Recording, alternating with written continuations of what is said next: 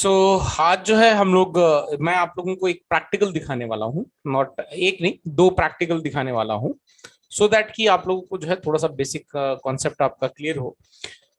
उसके बाद जैसे जैसे हम लोग आगे बढ़ेंगे आपको चीजें जो हैं और क्लियर होती जाएंगी। सो लास्ट दो लेक्चर से हम लोगों ने जो सॉरी है सर, एक्चुअली मेरा इंटरनेट डाउन था इसलिए मैंने आने को लेट हो गया। कुछ मिस किया क्या sir?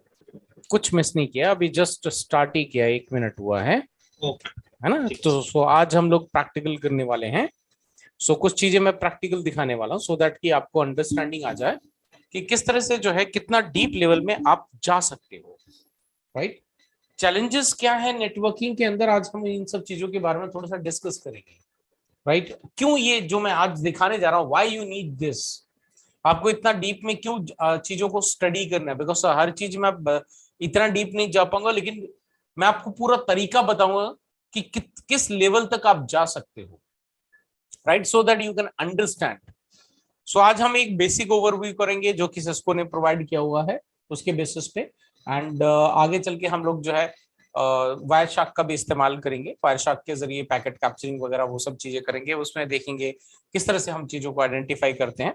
So it is going to be a completely fun because networking एक स्मॉल टॉपिक नहीं, it's a very deep topic actually. So fundamentals बहुत लोग कवर करते हैं कि CCNA is just a fundamental, it's not just a fundamental. अगर आप जो है उसको बहुत ही डीपली स्टडी करते हैं तो आपके लिए फंडामेंटल ही आपका बहुत एक लाइफ टाइम अचीवमेंट बन सकता है। ओके।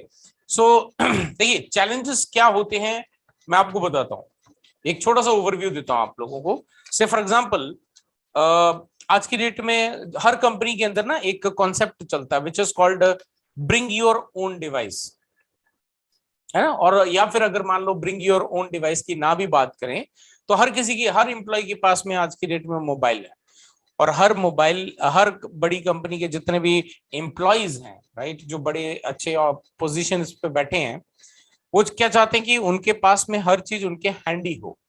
और हैंडी तो लैपटॉप तो लेके हर जगह पे घूमना पॉसिबल नहीं है, तो वो क्या करते हैं, मोबाइल का इस्तेमाल करते हैं।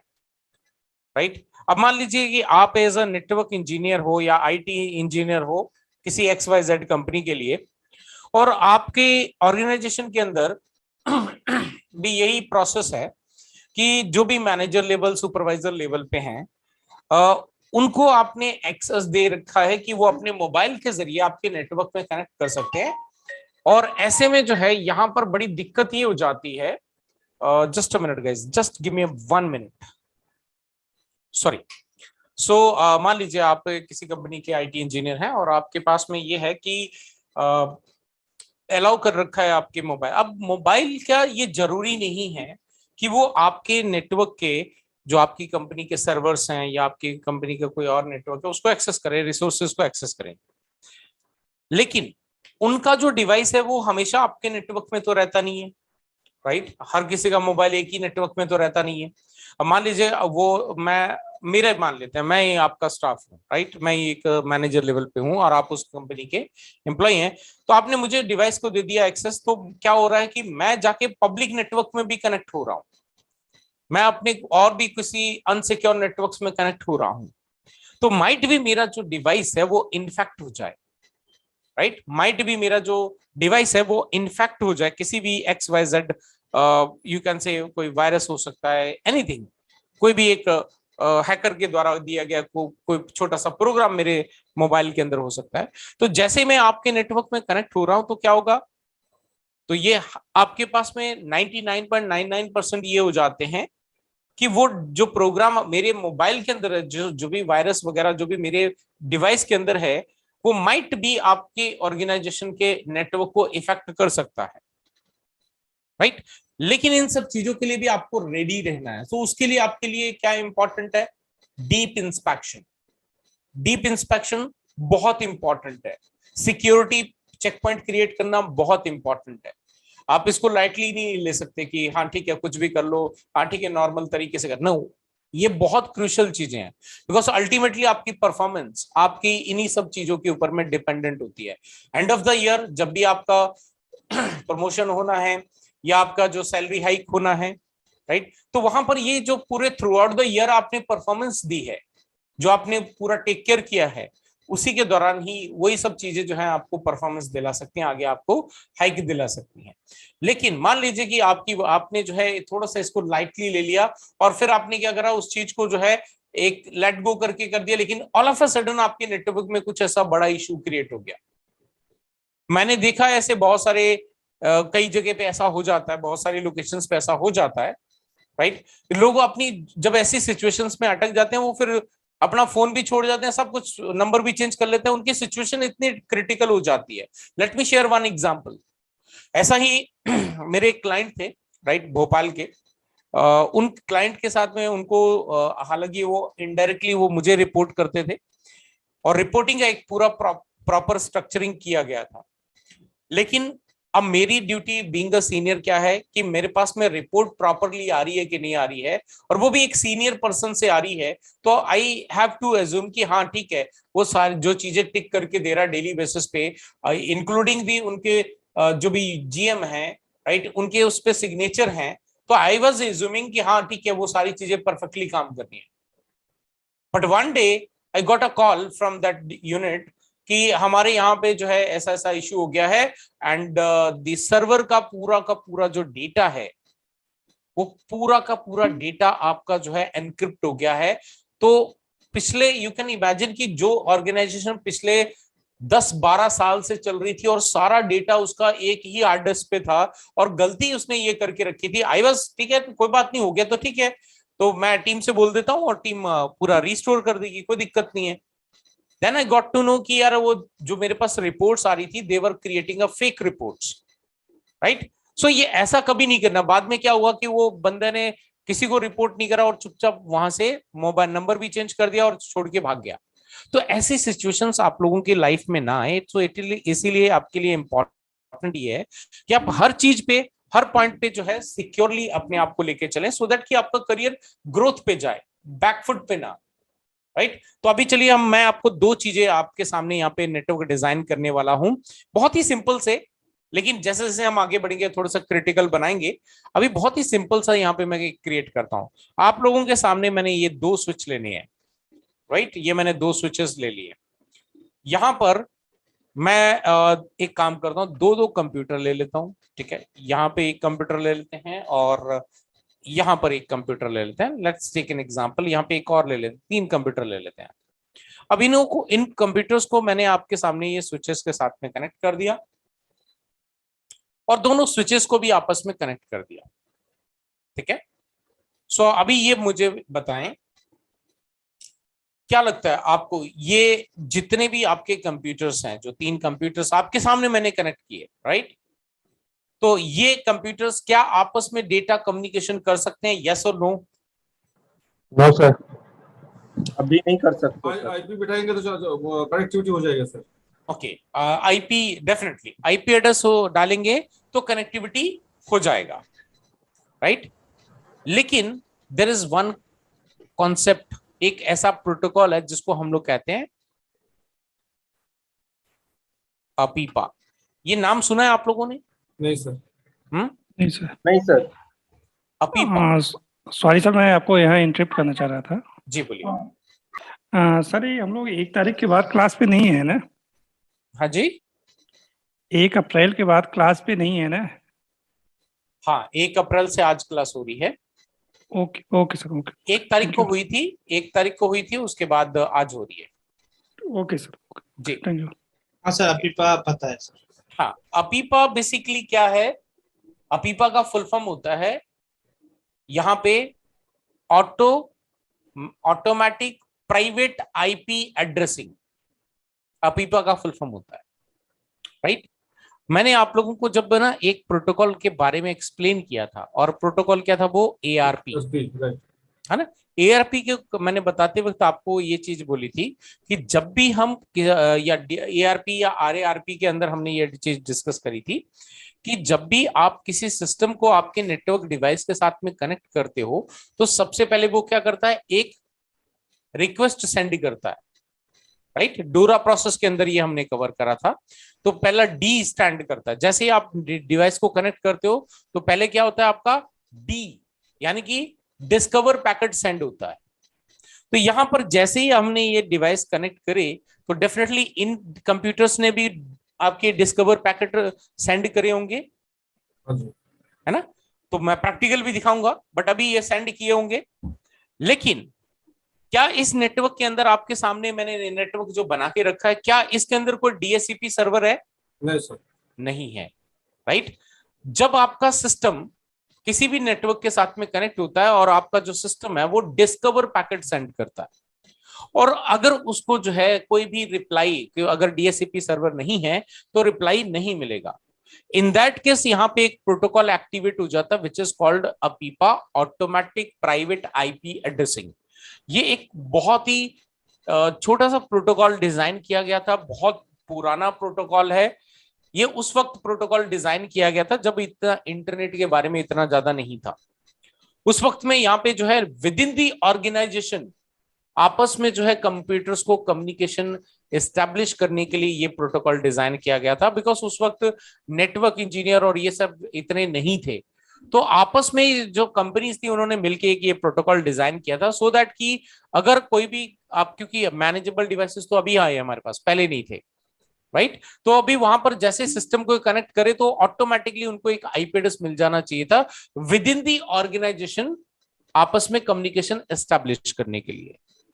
लेकिन टेक्नोलॉजी इतनी जल्दी ट्रांसमिट हुई, इतना जल्दी टेक्नोलॉजी एडवांस हो गई, इंटरनेट का यूज इतना ज्यादा होने लग गया ऑल ऑफ अ सडन, जिसकी वजह से ये जो प्रोटोकॉल का जो कॉन्सेप्ट था वो खत्म हो गया, राइट। अभी भी मैं आपको बताऊं, हमने भले ही आपके सामने इस चीज को, ये कंप्यूटर्स को हमने कोई भी आईपी एड्रेस नहीं दिया है, बट स्टिल ये कंप्यूटर्स आपस में कम्युनिकेशन एस्टैब्लिश कर सकते हैं, right. Let me show you. तो यहाँ पे मैं अपने सिस्टम के अंदर जो है एक काम करते हैं, हम लोग यहाँ पे चलते हैं और यहाँ पे लिखते हैं ncpa.cpl, network sharing centre open करते हैं। तो यहाँ पर लेट्स से किसी को भी एक को ले लेता हूं मैं, यहाँ पे जो एनेबल्ड है मेरे पास, प्रॉपर्टीज पे चलते हैं और यहाँ पे जाके IPv4 में जाते हैं, प्रॉपर्टीज पे जाते हैं। तो you can C by default किस पे टिक लगा हुआ है, obtain N IP address automatically. By default हमारे पास यही सेलेक्टेड होता है। अगर आपके सिस्टम में भी यही सेलेक्टेड है तो आपका जो डिस्कवर पैकेट है वो आपका सिस्टम जनरेट करेगा, राइट। अगर आपने इसको स्टैटिक करोगे तो ये आपका ये ऑटोमेटिकली यहाँ पे फिर ये काम नहीं करेगा, फिर आपका सिस्टम डोरा प्रोसेस जो है उसको एग्जीक्यूट नहीं करता, मतलब जो डोरा प्रोसेस उसका डिस्कवर पैकेट नहीं सेंड करता अगर ये सेकंड ऑप्शन टिक है। डिस्कवर पैकेट तभी सेंड होगा जब आपका ये पहला ऑप्शन टिक रहेगा, obtain N IP address automatically, ठीक है जी। अभी मैं इसको यहाँ पे पैकेट ट्रेसर में वापस लेके चलता हूं अभी आपको। तो यहां पर भी हमने वही बाय डिफॉल्ट, क्योंकि पैकेट ट्रेसर के अंदर क्या है कि बाय डिफॉल्ट आपके जितने भी सिस्टम्स हैं उनका मैं यहाँ पे देख आईपी कॉन्फ़िगरेशन पे जाती है, बट यहाँ पे क्या बाय डिफॉल्ट स्टैटिक पे होता है। तो मैं यहाँ पे कर देता हूँ इसको DHCP पे, ठीक है। यहाँ पे देखो, यहाँ पे क्या रहा है, रिक्वेस्टिंग आईपी एड्रेस, मतलब डिस्कवर पैकेट सेंड किया इसने। यहाँ पे क्या लिखा गया, DHCP फेल्ड, यानी कि इसको कोई भी जो डिस्कवर पैकेट सेंड करा उसके अगेंस्ट में इसको कोई भी रिप्लाई नहीं मिला। सो यहाँ पे क्या हो गया, अपीपा इज बीइंग यूज्ड। अपीपा आप लोगों ने ये एक आईपी एड्रेस देखा होगा, नाम भले नहीं सुना होगा, आपने देखा होगा कई बार हमारे नेटवर्क पे कंप्यूटर्स नहीं लगते हैं तो यहाँ पे एक हमारे पास आईपी एड्रेस ऑटोमेटिकली कॉन्फ़िगर हो जाता है which is called class B का आईपी एड्रेस है, जो कि अपीपा के लिए रिजर्व है 169.254।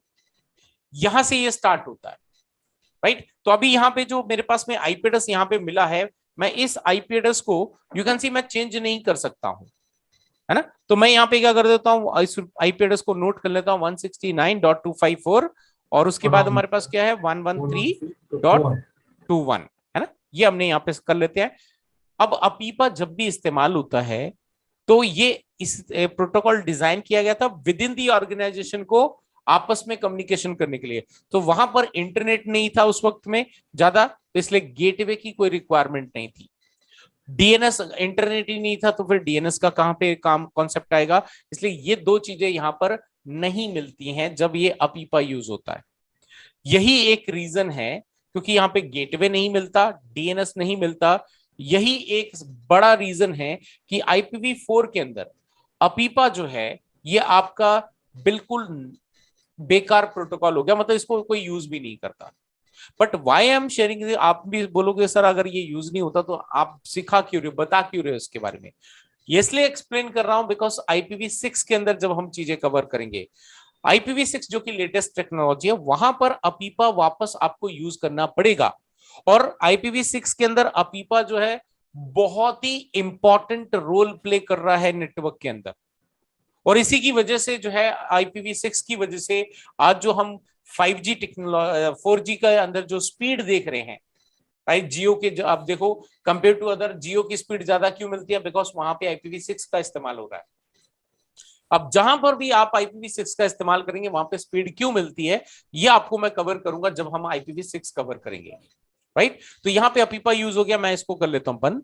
एक यहाँ पे इस कंप्यूटर पे चलते हैं और यहां पर भी जाके उसी चीज को यहाँ पे DHCP पे क्लिक करते हैं। डोरा प्रोसेस आपका डी रिक्वेस्ट गई और यहाँ पर जो है आपका फेल हो गया, यहां पर भी आ गया। अब यहां पर भी जो है इसके अंदर क्या एक IP एड्रेस आ गया आपका 169.25 और 80.204, राइट। सो ये आ गया। अब मैं क्या करता हूं, यहां से पिंग करता हूं दूसरे वाले सिस्टम को जिसका हमने पहले IP एड्रेस देखा था। तो 169.254.113. फिर क्या था 21, इसको हिट एंटर करते हैं। You can C, right. So without the configuration even अपीपा के साथ में भी हम हमारे कंप्यूटर्स के नेटवर्क कंप्यूटर्स को आपस में कम्युनिकेशन एस्टैब्लिश करवाया जा सकता है। सो दिस ये प्रोटोकॉल जो है IPv4 के अंदर डेफिनेटली इसका कोई यूज नहीं है, बिकॉज आज की डेट में every system need a internet, right. Her system को इंटरनेट की रिक्वायरमेंट है, इसी वजह से हम अपीपा को इस्तेमाल नहीं करते और इसलिए भूल भी चुके हैं। बट बिलीव मी, IPv6 के अंदर this protocol is doing wonders, amazing इसकी परफॉर्मेंस है और उसकी वजह से ही हमें इतना ज्यादा जो है आपको बेनिफिट मिलता है, हमें स्पीड मिलती है IPv6 के अंदर, IPv4 के अंदर नहीं मिल पाती। क्लियर है अभी इतना? अभी मैं इसलिए आपको ये दिखा दिया क्योंकि अभी जो नेक्स्ट है उसके अंदर और डिटेल में हम जाएंगे। I have question sir. जी बोलिए। सर अभी आपने सिर्फ स्विचेस और पीसी को कनेक्ट किए हैं, वहाँ रूटर तो कनेक्ट किए नहीं है ना सर? जी बिल्कुल नहीं करा। हाँ, तो अपीपा का और अपीपा और DHCP का तो कनेक्शन हुआ ही नहीं ना सर अभी, हाँ जी क्योंकि स्विचेस और पीसी तो ओनली प्राइवेट नेटवर्क में ही होगा ना सर, जबकि स्विच अगर लेयर 3 का होगा तो उसी में सब नेटवर्क का कनेक्शन होगा ना सर। नहीं, आप समझे नहीं। बेसिकली ये प्रोटोकॉल बनाया ही लेयर 2 के लिए गया। जब आपके नेटवर्क के अंदर राउटर नहीं थे या सर्वर्स, DHCP के लिए सर्वर्स नहीं थे, तो उस वक्त ये प्रोटोकॉल आपको हेल्प करता था। सर एक पैकेट सेंड कीजिए ना सर, देखते हैं क्या स्थिति हो रहा है। पैकेट ऐड कीजिए ना सर। चलिए मैं आपको एक काम करते हैं, यहाँ पे चलते हैं अपन, ठीक है।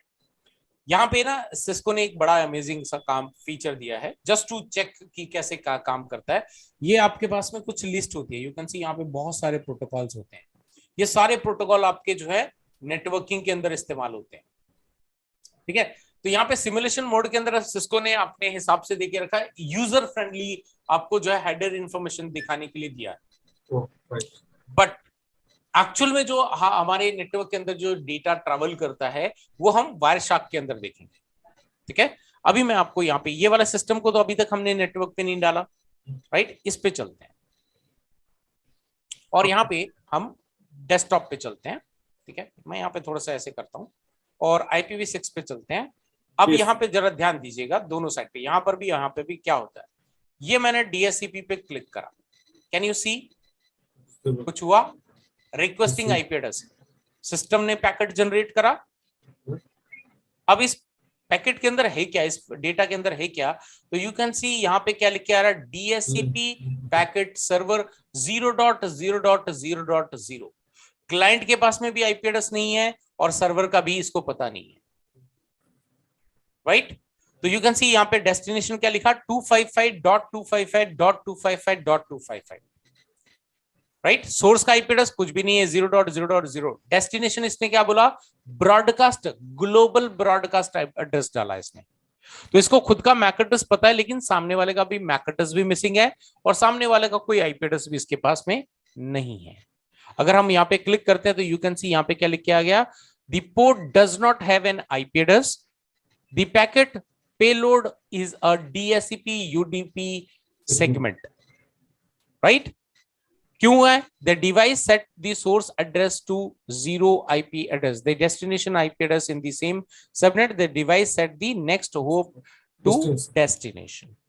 अभी एक काम करते हैं, थोड़ा सा इसको और आगे चलाते हैं, ठीक है? हमने कर दिया, अभी तक इसको IP एड्रेस नहीं मिला है, तो वापस चलते हैं आगे। तो यू कैन सी डिवाइस के पास में गया ये पैकेट, अब डिवाइस के साथ स्विच के पास में गया, तो स्विच के ऊपर यू कैन सी ब्रॉडकास्टिंग हुई, इसने सभी को सेंड कर दिया, राइट? इसको जरा यहीं पे होल्ड करते हैं, और यू कैन सी यहां पे सिस्टम के पास में भी आया, डिस्कवर पैकेट है, बट क्या आपके सिस्टम के पास में आना चाहिए था? नहीं, बट यहां पर क्यों आया? बिकॉज उसको स्विच ने देखा कि फॉरवर्ड कर दिया। हाँ, स्विच ने देखा कि भाई इसको तो पता ही नहीं है कि जाना कहां पे है, तो उसने क्या करा, सभी जगह पे इसको, जिससे पैकेट को रिसीव करा उसको छोड़कर बाकी सभी जगह पे फॉरवर्ड कर दिया। अभी यहाँ पे इसने क्या बोला है, इसने क्यों ड्रॉप कर दिया इस पैकेट को, जरा देख लेते हैं, राइट? तो यहाँ पे you can see the frame destination MAC address matches the receiving port MAC address, the broadcast address और द मल्टीकास्ट एड्रेस। अगर इसका जो पैकेट आया है अगर उसको इससे मैच करता है, तब क्या होगा, the device encapsulate the PDU frame for the Ethernet, है ना? तो इसने यहाँ पे क्या करा, उसको एक्सेप्ट करा। बट अगर हम लेयर 3 पे देखें, लेयर 2 पे तो यहाँ पे कुछ भी नहीं मिला, लेयर 3 पे देखें, the packet destination IP address matches the IP address और the broadcast address, the device decapsulate the packet. तीसरे वाली लेयर पे चलते हैं, तो यू कैन सी यहाँ पे लिखा है, there is no service running listed listening on this port, the device drop the segment. पहले इसने बोला कि भाई यहाँ पे लेयर 1 पे फिजिकली इसके पास था, पहले फिजिकल पे डेटा आया, ये देखो यहाँ पे पहले फिजिकल लेयर, OSI लेयर की 7 लेयर्स हैं ये, ठीक है? पहले इसने क्या करा, डेटा को रिसीव करा, किस पे, इसके इथरनेट 0 पोर्ट पे, फिजिकल पोर्ट पर, है ना, फिजिकल। सेकंड पे इसने क्या करा, मैक एड्रेस चेक करा कि इसके मैच कर रहा है कि नहीं कर रहा है, तो इसने देखा कि नहीं मैच कर रहा है। फिर इसने IP एड्रेस चेक करा, वो भी नहीं करा। फिर उसके बाद में ट्रांसपोर्ट लेयर पे गया, ट्रांसपोर्ट लेयर पे क्या करा, उसने पोर्ट चेक करा, और पोर्ट में भी देखा कि उसने बोला यहाँ पे ये जो पोर्ट है, यू कैन सी यहाँ पे 68 एंड 67, ठीक है? ये दो आपके पोर्ट इस्तेमाल होते हैं DSCP के अंदर। तो ये आपका जो इसने देखा कि इन पोर्ट्स के ऊपर में इस सिस्टम के अंदर कोई भी सर्विस रन नहीं कर रही है, तो इसलिए इसने ड्रॉप कर दिया, राइट? अच्छा, वापस आगे बढ़ते हैं। तो यू कैन सी ये वाले सिस्टम के पास में भी पहुंच गया, दूसरे स्विच ने यहाँ पे कर दिया, ये भी सेम स्टोरी करेगा। यहाँ पे दिखा, तो यू कैन सी यहाँ पर भी इसने सेगमेंट ने ड्रॉप कर दिया। फिर क्या हुआ, तो यू कैन सी STP चालू हो गया, बट STP के बारे में हम आगे पढ़ेंगे। लेकिन अभी इस सिस्टम का क्या हुआ, ठीक है? इस सिस्टम का क्या हुआ, ये अभी भी रिक्वेस्टिंग के अंदर है, IP नहीं सेंड कर रहा है, तो IP नहीं मिल रहा है, नहीं मिल रहा है।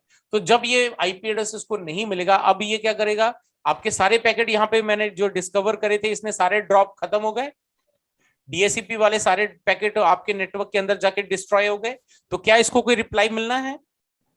नहीं सर, नहीं मिल रहा, कोई रिप्लाई नहीं मिलेगा। चलो, अभी STP होता है, STP एक प्रोटोकॉल होता है, ये आगे हम लोग डिस्कस करेंगे इसके बारे में। तो ये एक STP प्रोटोकॉल है। तो यू कैन सी यहाँ पर ये सभी जगह पे जाकर ये भी आपका ड्रॉप हो जाता है। इसके बारे में हम फिर जनरेट बात करेंगे, अगेन एंड अगेन ये STP प्रोटोकॉल आपका जनरेट होता रहेगा, ठीक है ना? अभी अपन रियल पे आते हैं और इसको चेक करते हैं। तो यू कैन सी यहाँ पे जैसे आपका वो पैकेट, आपका कोई रिप्लाई नहीं आता, तो ये क्या करता है, अपीपा इज बीइंग यूज्ड, तो इसने क्या करा, अपीपा को इस्तेमाल कर लिया, राइट? अमेजिंग था, इंटरेस्टिंग है बहुत। चलो, अभी एक और थोड़ा सा काम करते हैं, अब एक और काम करते हैं, इसको सभी को डिलीट कर देते हैं। अब मैं दोबारा से यहां पर एक और नेटवर्क क्रिएट करता हूं, बहुत ही सिमिलर काइंड ऑफ, लेकिन वहां पे अभी हम कुछ डिफरेंट करेंगे, है ना? तो अभी हम यहाँ पे, मैं वापस से 2 स्विच लेता हूं, ज्यादा नहीं लेंगे, सो दैट कि आपको चीजें समझ में आए। तो यहाँ पे हम 2 कंप्यूटर, यहाँ पे एक कंप्यूटर यहाँ पे वापस ले लेते हैं, थोड़ा सा पास में कर देते हैं, ओके? सो अभी हम इनको क्या कर देते हैं, आपस में कनेक्ट कर देते हैं। अब थोड़ा सा मेथड को चेंज करते हैं। मेथड चेंज क्या करेंगे हम लोग, हम यहाँ पे ये मेथड ये चेंज करेंगे कि हम इनको इनको हम क्या करेंगे, IP एड्रेस दे देंगे। यहाँ पे हम IP एड्रेस दे देंगे, यहाँ पे मैं दूंगा 192.168.10.1 और इसको दे देंगे हम 192.168.10. इसको 3 दे देते हैं और इसको 2 दे देते हैं। 192.168.10.3 देते हैं /24। अभी हम आगे डिस्कस करेंगे इन सब चीजों के बारे में। सर कॉन्फिट हो जाएगा ना सर? जी कॉन्फिट हो जाएगा अरे ना सर? अरे अरे टू सॉरी टू टू देना। करना था, टाइपो मिस्टेक। ओके चलिए अभी इस सिस्टम पे चलते हैं और मैनुअली जो है अपन इसको कॉन्फ़िगर कर लेते हैं आईपी एड्रेस को। तो यहाँ पे चलते हैं अपन 192.168.10.1 और गेटवे अभी भी मैं नहीं दे रहा हूँ बिकॉज गेटवे की कोई रिक्वायरमेंट नहीं होती। जब भी आप विद इन दी बाहर, लोकल हाँ। एरिया नेटवर्क काम करते हैं तो वहां पे there is no requirement of आपके गेटवे और डीएनएस, किसी चीज की रिक्वायरमेंट नहीं होती है। तो यहाँ पे हम दे देते हैं 10.3, राइट, ये हमने यहाँ पे कर दिया। अभी क्या इस नेटवर्क के अंदर अभी तक कोई डेटा ट्रांसमिट हुआ क्या? नहीं सर, नहीं हुआ है। नहीं हुआ है। चलो वापस से हम यहाँ पे आते हैं सिमुलेशन मोड पे। अब मैं क्या करता हूँ, यहां से एक पैकेट यहां तक लेके आता हूँ 10.3 से 10. एक काम करते हैं, पैकेट नहीं लाते हैं, let me do it in other way, है ना, थोड़ा सा डिफरेंट लेते हैं अपन। एक काम करते हैं, इस सिस्टम पे चलता हूँ और यहां से मैं आपको जो रियल सिनेरियो है उसके बेस पे काम करते हैं अपन। ठीक है, 192.168.10.1 को पिंग करने जा रहे हैं, लेकिन पिंग एंटर करने से पहले मैं इसको सिमुलेशन मोड पे ले चलता हूं। ठीक है, अब हम एंटर कर देते हैं। ठीक है, मैंने एंटर कर दिया, इसको करते हैं मिनिमाइज। तो यू कैन सी आपके पास में यहाँ पे, क्योंकि इस नेटवर्क के अंदर पहले कब डेटा ट्रांसमिट नहीं हुआ है, पहले डेटा ट्रांसमिट नहीं हुआ है, तो आईपी एड्रेस तो बता दिया हमने इसको, लेकिन हमने सामने वाले इस 10.1 का मैक एड्रेस बताया क्या सिस्टम को? नहीं। इस 10.1 जिसका आईपी एड्रेस है, इसका हमने मैक एड्रेस उसको नहीं बताया और ना हम बता सकते बिकॉज हमें नहीं पता। हमें बस इसका आईपी एड्रेस पता था, तो हमने कमांड चलाई पिंग और उसके बाद हमने एंटर कर दिया। तो यू कैन सी यहाँ पे 2 पैकेट जनरेट हुए। आईसीएमपी पैकेट क्यों जनरेट हुआ? बिकॉज वो एक्चुअली पिंग कमांड को सपोर्ट करता। पिंग कमांड आपकी आईसीएमपी प्रोटोकॉल के द्वारा ही कैरी करी जाती है, लेकिन यहाँ पे साथ ही साथ आपके पास में एक एआरपी प्रोटोकॉल भी जनरेट हुआ है। अब एआरपी प्रोटोकॉल हमने स्टडी करा था, ये क्या करता है, आपको IP2 सॉरी आपका जो है IP2 मैक एड्रेस को फाइंड आउट करने में हेल्प करता है। तो चलिए अभी डिटेल में समझते हैं। पहले तो मैं आईसीएमपी प्रोटोकॉल को आपको दिखाता हूं यहाँ पर। तो यू कैन सी यहाँ पे लिखा है ping process start the next ping request, इसने स्टार्ट कर दिया। Second ping process the create the ICMP echo request, इसने क्रिएट कर दी। तो यहाँ पे लिखा है दी source IP address is not specified. ठीक है, तो इसका जो सोर्स का आईपी एड्रेस है वो आपका स्पेसिफाइड नहीं है। The device set it two port IP address, the destination IP address in the same subnet mask, the device set the next hop to destination। तो you can see यहां पर हमने क्या करा, ये जो IP एड्रेस है इसने खुद का भी डाल दिया 10.3 और डेस्टिनेशन का भी डाल दिया, बट लेयर 2 की कोई भी इसके पास रिक्वेस्ट अवेलेबल नहीं। मैंने लेयर 2 पे क्लिक करा तो यू कैन सी यहाँ पे लिख के आ गया दी next hop IP address is not in the ARP table. यानी कि हमारे जो सिस्टम्स हैं ये भी क्या करते हैं, टेबल को, मैक एड्रेस का टेबल मेंटेन करते हैं। आगे हम कवर करेंगे कैसे मेंटेन करते हैं।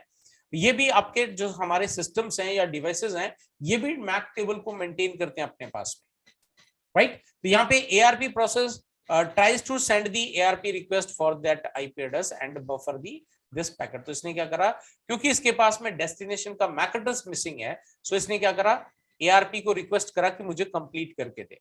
तो अभी ARP वाला पैकेट ओपन करते हैं, उसको देखते हैं यहाँ पे क्या लिखा है। तो यू कैन सी इसने खुद का मैक एड्रेस तो डाल दिया, लेकिन उसका डेस्टिनेशन की मैक एड्रेस में क्या डाल दिया, FFFF.FFFF.FFFF। यानी कि अगर ये इस तरह से दिखता है तो इसका मतलब है कि डेस्टिनेशन का जो मैक एड्रेस है दैट इज मिसिंग। और ये पैकेट क्या है, आपका ARP पैकेट है। सोर्स का IP एड्रेस है 10.3, IP एड्रेस डेस्टिनेशन का है 10.1। लेकिन यहां पे लेयर 2 पे हमने क्या स्टडी किया था, लेयर 2 पे क्या होता है, सिर्फ मैक एड्रेस होता है। डेटा लिंक लेयर पे क्या होता है, सिर्फ, बोलिए, डेटा लिंक लेयर पे क्या होता है, मैक एड्रेस होता है, सिर्फ मैक एड्रेस होता है। बट यहां पर तो you can C IP address भी दिख रहा है, यस सर, है ना। तो मैंने आपको क्या बताया था कि वहां पे 2 प्रोटोकॉल काम करते हैं, एक आपका मैक एड्रेस के लिए और एक आपका क्या करता है,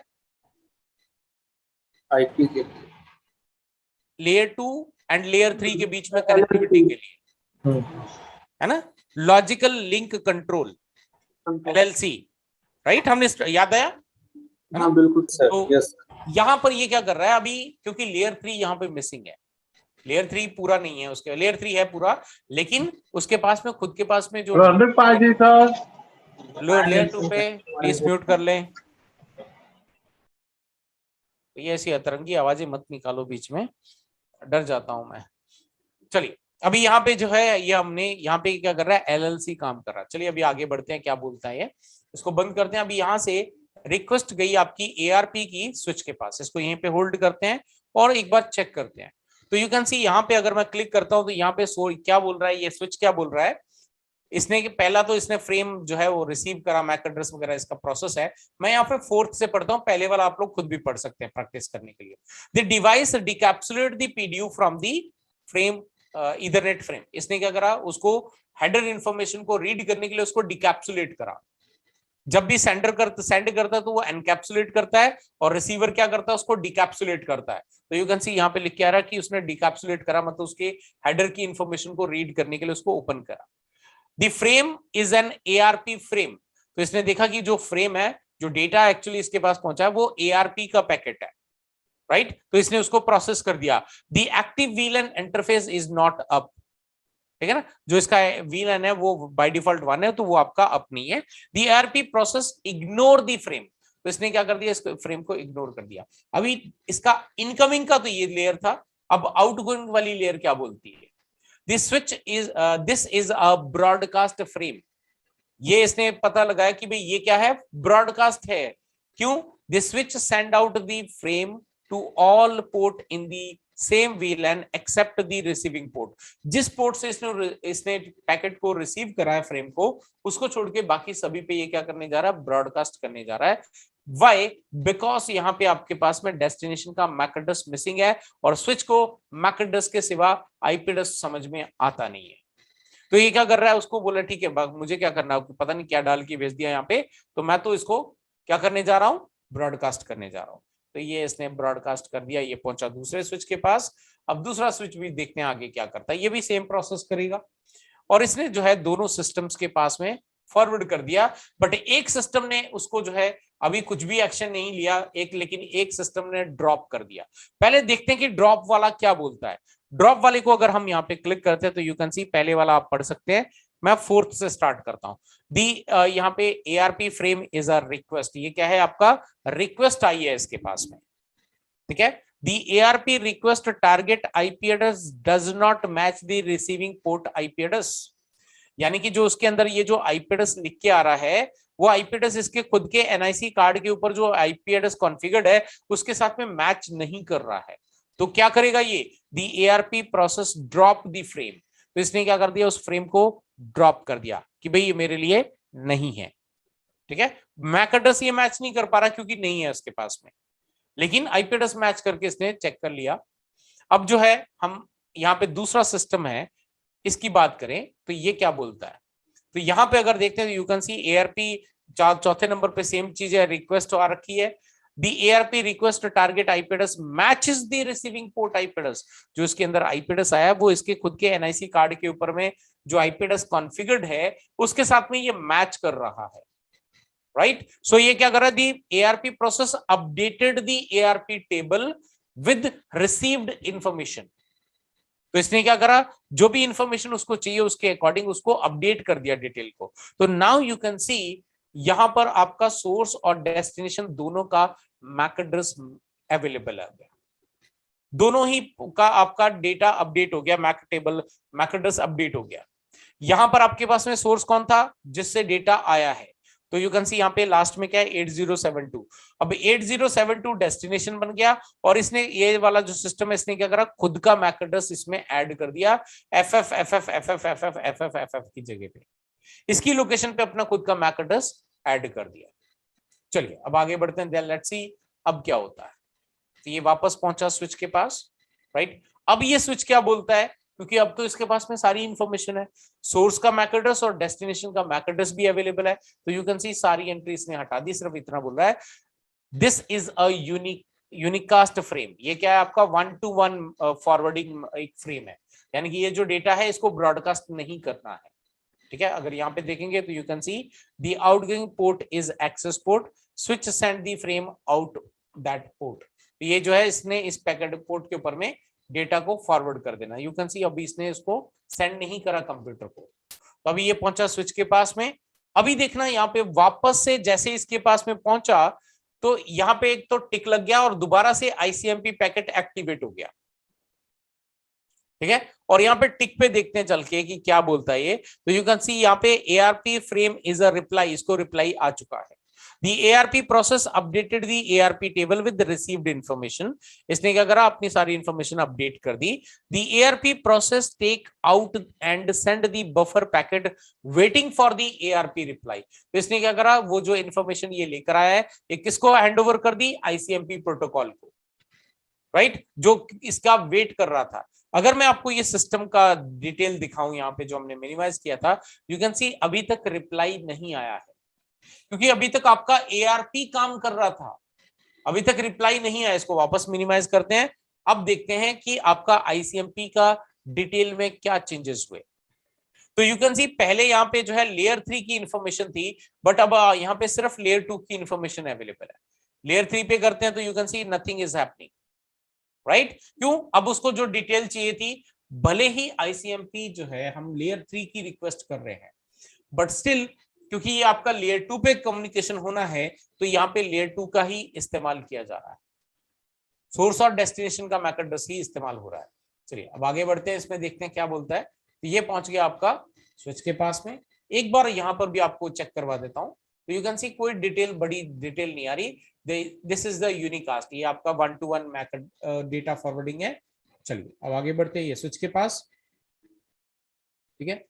और जो है ये आपका चलने देते हैं, मैं इसको इधर कर लेता हूं आपके सामने। यहाँ पे जैसे ही ये पैकेट वापस इस कंप्यूटर पे हिट होगा, आपको यहाँ पे रिप्लाई मिल जाएगा। लेट्स सी,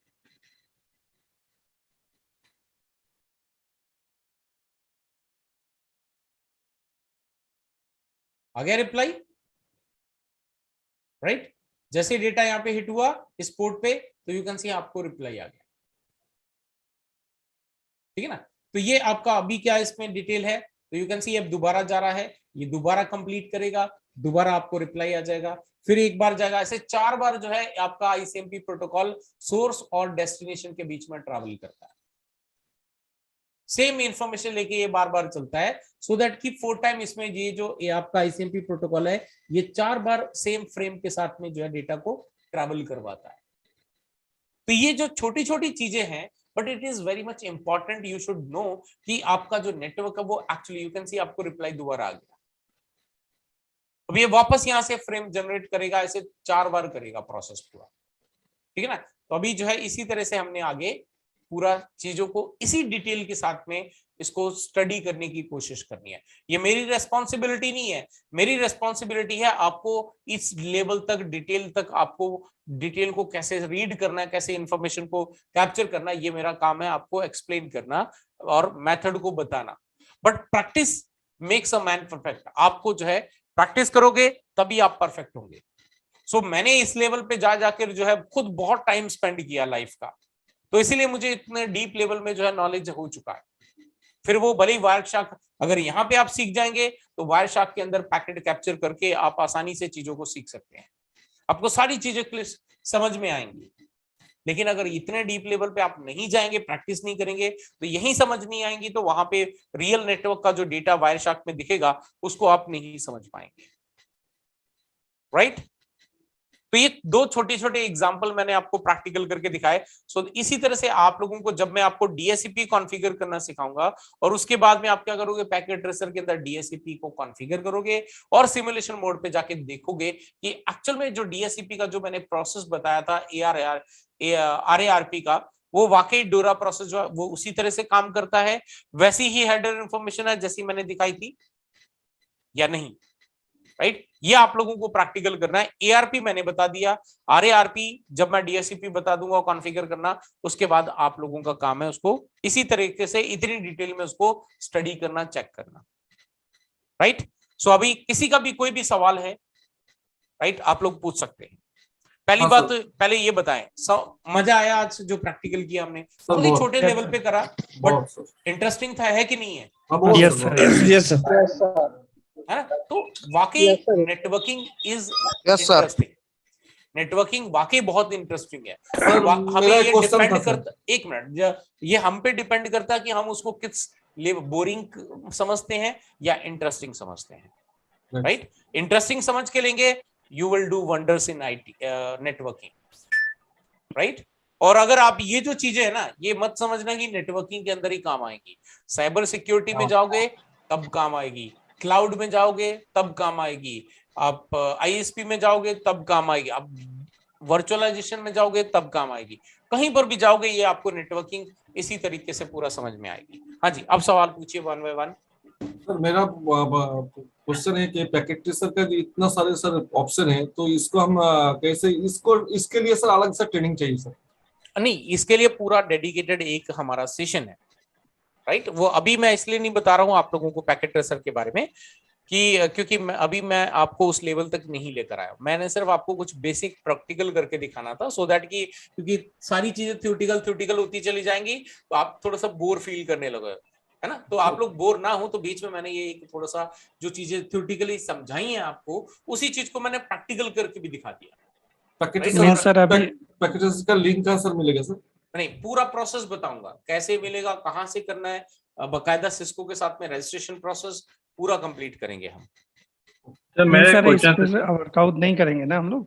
हाँ जी, मीन्स ये हुआ कि अभी हम लोग इस पे पैकेट ट्रेसर पे वर्कआउट नहीं करेंगे, बस कंसेप्ट अपना क्लियर कर लेंगे। हाँ, अभी मैंने कॉन्सेप्ट क्लियर कर दिया, अभी इसके बाद हम लोग आईपी एड्रेसेस को पूरा समझेंगे, है ना? Okay, आईपी एड्रेस समझने के बाद फिर हम प्रैक्टिकल करना स्टार्ट करेंगे। जैसे ही आईपी एड्रेस आपका खत्म होगा और उसके बाद जो है आपको चीजें समझ में आ जाएंगी। आईपी एड्रेस में सबनेटिंग, सुपरनेटिंग एंड समराइजेशन, ये 4-5 कॉन्सेप्ट हैं, और सबनेटिंग के अंदर भी आपके पास 2 कॉन्सेप्ट हैं, एफएलएसएम, वीएलएसएम। तो वो सब समझने के बाद जो है आपको समझ में आएगा कि एक्चुअली आईपी एड्रेसेस के साथ में भी आपको किस तरह से कॉन्सेप्ट को यूज करना होता है। सिर्फ क्लासफुल नहीं होते, क्लासलेस भी होते हैं, है ना? तो उनको कैसे Okay, इस्तेमाल करना वो क्लियर हो जाएगा। उसके बाद फिर हम प्रैक्टिकल करने से पहले वो आपको पूरा एक सेशन मिलेगा जिसमें मैं आपको प्रैक्टिकल रजिस्ट्रेशन कहाँ करना है, कहाँ से डाउनलोड करना है, कैसे करना है, इंस्टॉलेशन वगैरह सारी चीजें बताऊंगा।